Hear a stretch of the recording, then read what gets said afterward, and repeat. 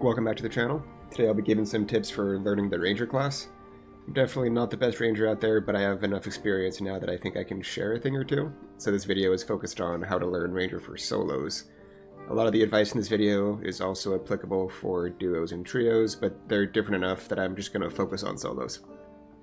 And I want to quickly start off by saying that as of recording this video, Early Access Hotfix 64-2, Ranger is not a super strong solo class.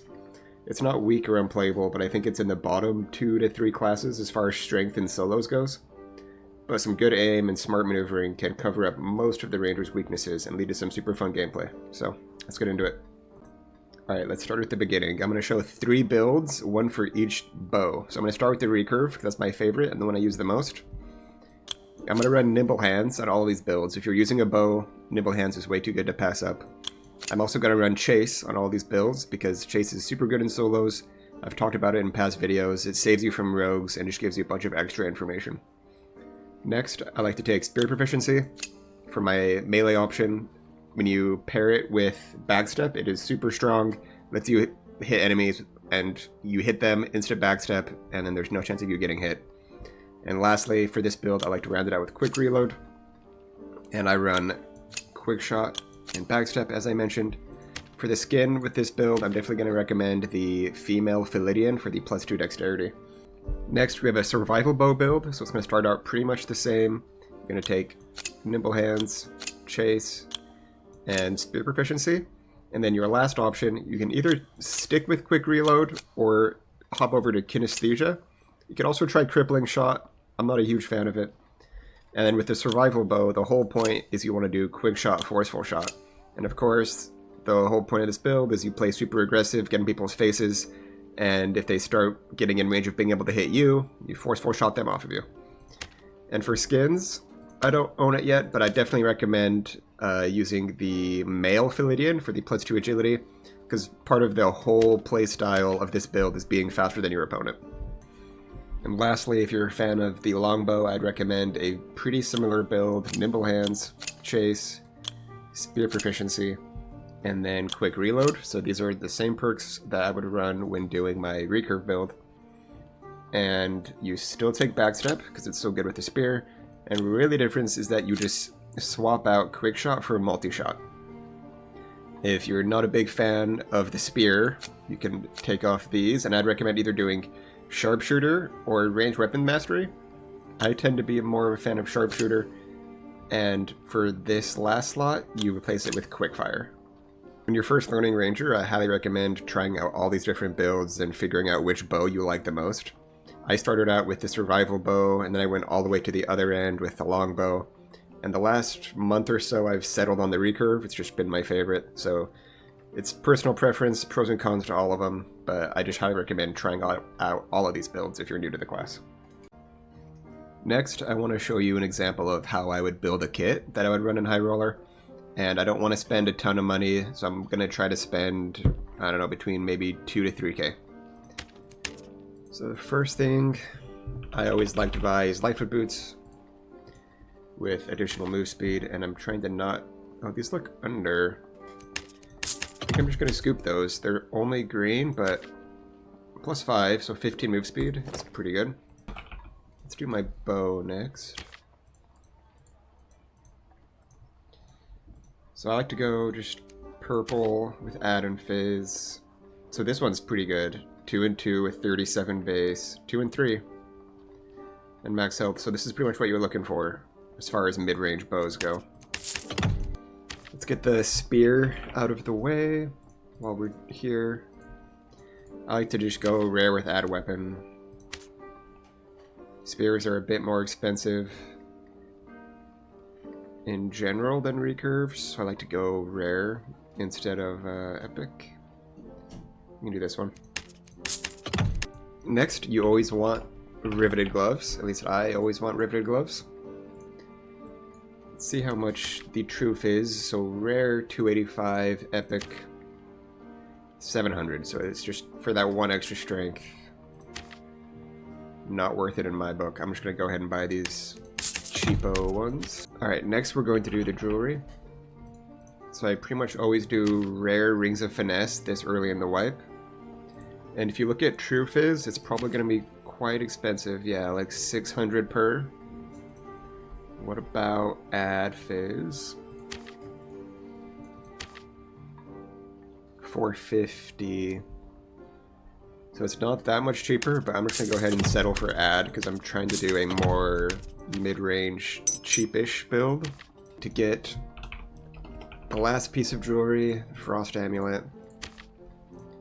Pretty much just want max HP on there, physical power is okay. This one's pretty cheap, so I'll buy that. Alright, when you're at this point, you got your jewelry, gloves, boots, weapons. What I start to do from here is look at my stats and I go, okay, my movement speed is 319, it's okay. My dex, I like to get up to at least 30, so I think I'm going to do a Mercurial Cloak here. With additionals, only 250, with true. It's cheaper somehow. So let's just go ahead and buy this. For your helmet, you have options of the Ranger Hood and the Spankin' Helm. The difference is just that the Ranger Hood makes you faster, or Spankin' Helm gives you more dex.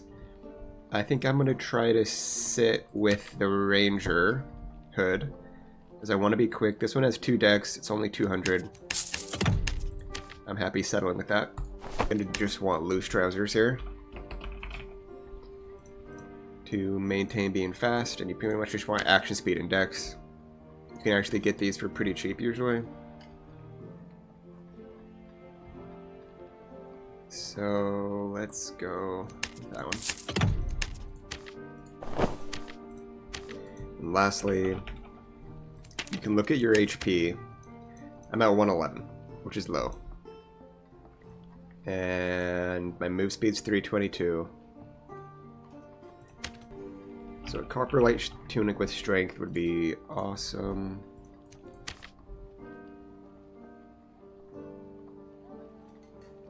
Yeah, this one looks pretty good to me. So once you have it together, you want to come back and look just at your stats, make sure everything's looking okay. 27 dex, a little bit lower than I like, but my action speed is 15%, which is decent. I got enough action speed on my pants and a couple of decks there. Physical power bonus is at 0. You want to make sure you get 15 strength to get that to 0. 320 movement speed, 117 health, could be higher, so nothing crazy, but a pretty good budget kit here that I would run in HR. Next, I'll be giving 3 general tips that really helped me in the dungeon. So the first is to always have an escape plan. A huge part of Ranger is kiting, so you have to make room for yourself to kite. I recommend at least mostly clearing the first module you spawn in, and if you're in HR, you should probably just full clear the first module you spawn in. And Ranger is not one of the classes that you can just hold W key on and then run at people. You really have to play around the map and each individual situation. Second is to play at your range. Depending which build you're going for, you want to play in your sweet spot. The sweet spot is where you can reliably hit your enemy and still be doing effective damage.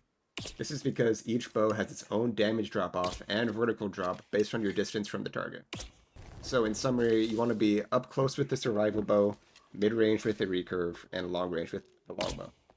It's always safer to kill someone with your bow than with melee, so just as a general rule of thumb while you're learning Ranger, I always recommend to treat melee as a last resort. Third is to know when to commit to melee. This was the hardest thing for me to get used to when coming from playing fighter. Rangers are very squishy and should lose most straight-up melee fights. As a general rule of thumb, when fighting plate fighters or clerics or barbarians, you should never initiate melee combat. Regardless of how many arrows you've hit, melee should be defensive. Other than that, it's mostly an experience or feeling of knowing how much damage you've done and if it's safe to commit to melee or not. If you pass a target dummy, you can check your damage and do some napkin math to guesstimate how much damage you're doing to the different classes. This clip will demonstrate how I use all 3 of those tips in a real game. So first, I'm going to secure an escape before I go mining by putting a trap down over here.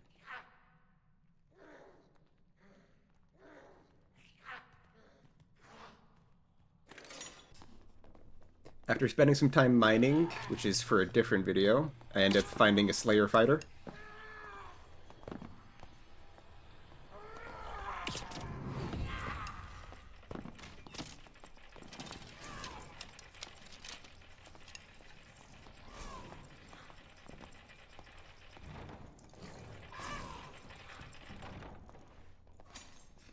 But then I hear my trap go off behind me.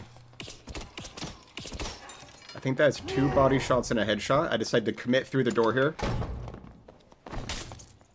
Use backstep to manipulate the melee range. Go back to the bow once he has some distance on me. And just put it in. I heard that door open behind me. I know someone else is coming. And it's that Slayer fighter. So backstep can be super useful in situations like this to make some more distance. Try your best to dodge the Francescas. Gotta dodge the bullet slinger. So here I'm playing my range. I need to get some distance before I can take some shots. He sounds like he's pretty far behind me. Hit 3 shots. I get stuck there, decide I have to go melee. Once again, use backstep to control the distance. The last thing I want to talk about in this video is traps. Traps are an amazing tool that can make you tons of gold while wearing bad kits, but they can also become a crutch, where if you rely on them too heavily, you're not actually honing your skills at normal PvP. I recommend setting up traps along your escape route and playing around them, but setting up 50 traps in a dark hallway isn't going to make you any better at the game. Anyways, here are 5 trap tips. I was initially struggling with stepping on my own traps when I first started playing Ranger, so I practiced by always putting traps in the same spot of the map. Consistently playing around the same 1 to 2 traps gave me the confidence to start putting down more. As a general rule of thumb, you should try to avoid jumping your traps. Good players will jump where and when you jumped, and it telegraphs where your trap may be. I said where your traps may be because you can also jump at random times to make the enemy think you're jumping over a trap when in reality you're just jumping over nothing. You need to use the environment to your advantage, so if there's rocks or bodies or skeletons on the ground, you can hide traps in there, and you want to also utilize natural darkness. If you turn off a bunch of lights in a hallway, it's going to be obvious that there's a ranger there to any experienced player. And lastly, if someone is good at jumping your traps and they have jumped a couple, you can always go back and body block them.